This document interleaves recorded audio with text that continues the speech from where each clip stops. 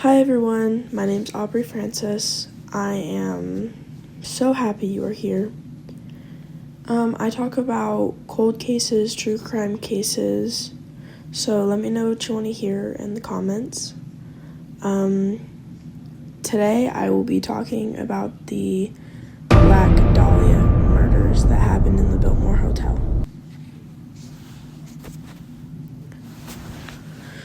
On the morning of January 15th, 1947, a mother took her child for a walk in a neighborhood of Los Angeles until they stumbled upon a gory sight. The nude body of a woman sliced in half. The body was posed in a way that the mother thought it was a mannequin, but with extensive mutilation and cuts on the body, the scene was completely clean. The woman was murdered elsewhere. The investigation was led by LAPD, and FBI investigators asked to help and identified the body in just 56 minutes. They got grainy, blurry fingerprints using a fax machine.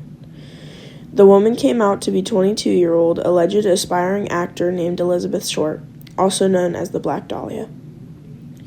Elizabeth's prints appeared twice in the whopping 100 million prints. She applied for a job, a clerk at the commissary of the Army's Camp Cook in California during '43. She had been arrested by Santa Barbara police for underage drinking 7 months after applying to be a commissary clerk. The FBI also had her mugshot in the files and gave it to the press. For LAPD, the FBI ran records, checked on potential suspects, and conducted interviews across the whole country. Their suspicion that the murderer had to have had skills in dissection. The body was too cleanly cut.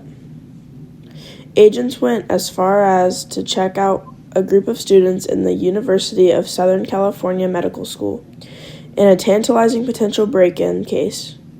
FBI investigators searched for a match to fingerprints that had been found on a letter sent to authorities that could have been sent by the killer. However, the prints were in the files. This cold-blooded killer was never found, which makes this one of the most well-known cold cases in the world. Elizabeth Short's life. Elizabeth Short was born on July 29, 1924, in the neighborhood of Hyde Park in Boston, Massachusetts, into $5 to Cleo Alvin Short, passed away in 1967, and his wife, Phoebe May Sawyer, passed in 1992. Her sisters were Virginia May West, Dorothea Strelesser, Eleanora Shamlers, and Muriel Short. Short's father was a former U.S. Navy soldier from Gloucester Courthouse, Virginia, while her mother was a native of Millbridge, Maine. The Shorts were married in Portland, Maine in 1918. The Short family briefly relocated to Portland in 1927 before settling in Medford, Massachusetts, suburb of Boston, in 1927. Short's father built many golf courses, but he lost most of his savings in the 1929 stock market crash. Sadly, in 1930, his car was found abandoned on the Charlestown Bridge, and it was assumed that he had jumped into the Charles River. Phoebe Short, believing her husband to be deceased, Short's mother began working as a bookkeeper to support the family. Troubled by bronchitis and severe asthma attacks, Beth Short underwent lung surgery at age 15. Afterwards, doctors told Phoebe she periodically relocate to a cooler climate to prevent more respiratory problems. Her mother sent her to spend winters with family friends in Miami, Florida for the next 3 years. Short dropped out of Medford High School during her sophomore year.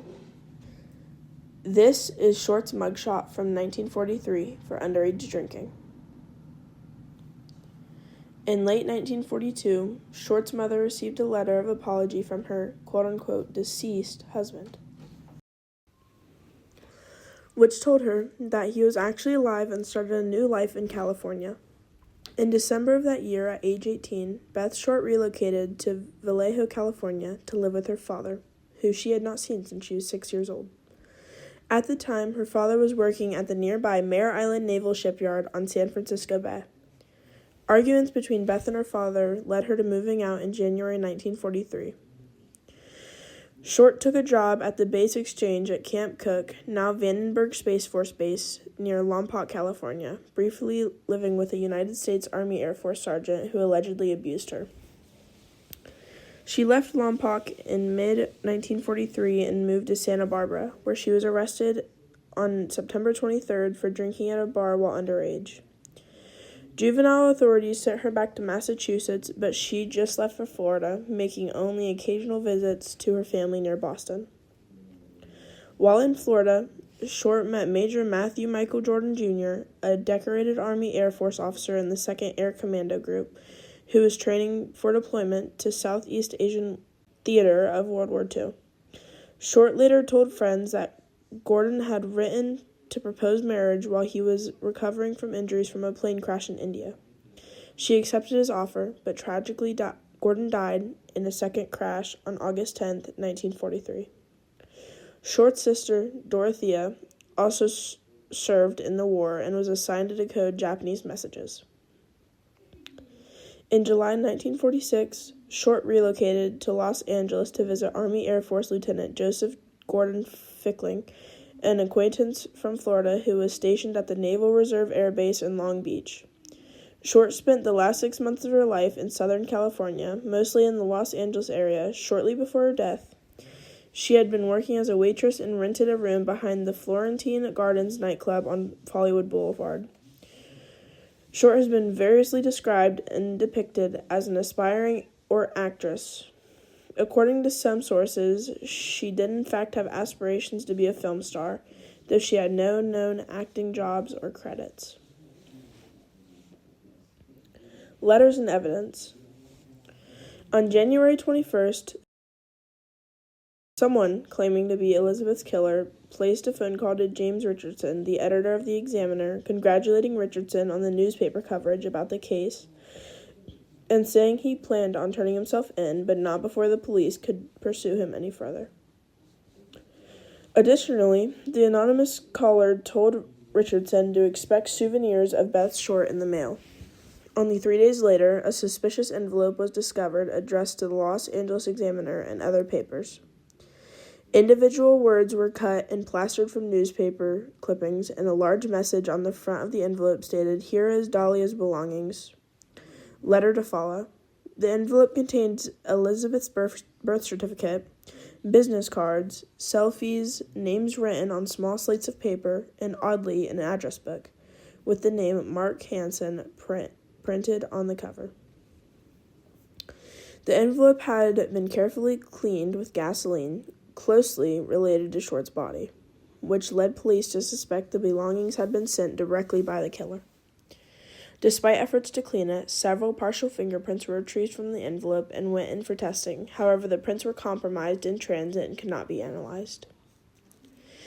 The same day the packet was received, a handbag and a black shoe were seen on top of a can in an alley, only 2 miles away from the crime scene.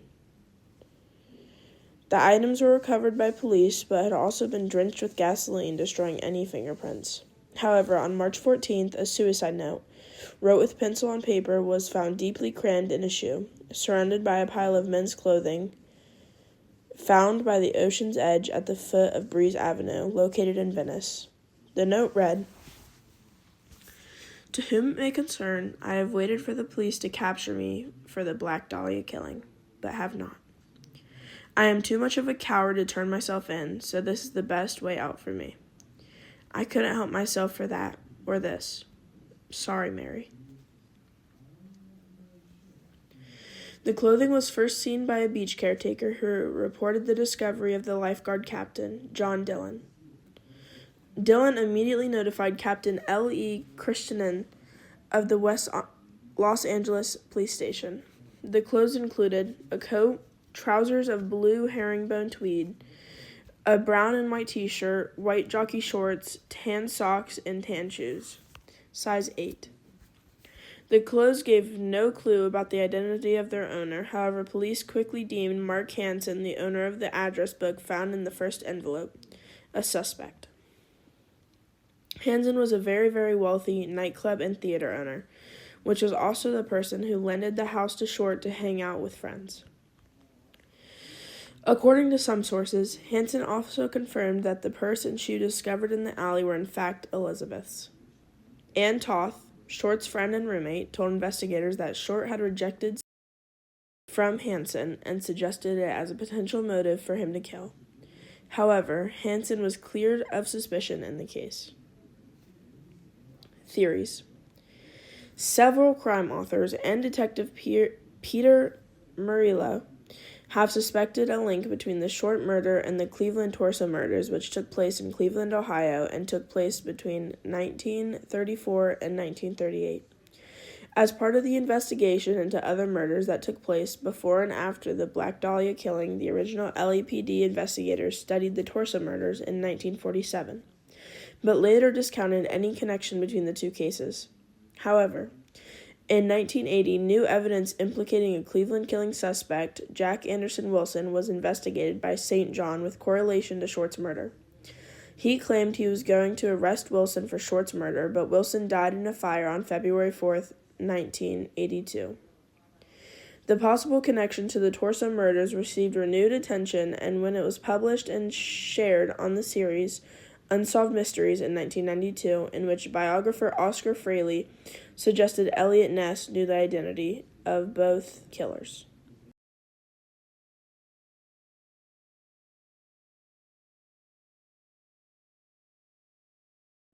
Thank you guys so much for watching. I hope you enjoyed my first ever video. I'll continue to post, so if you liked this, stay posted. I appreciate any support and to listen to any recommendations, backgrounds, music, anything.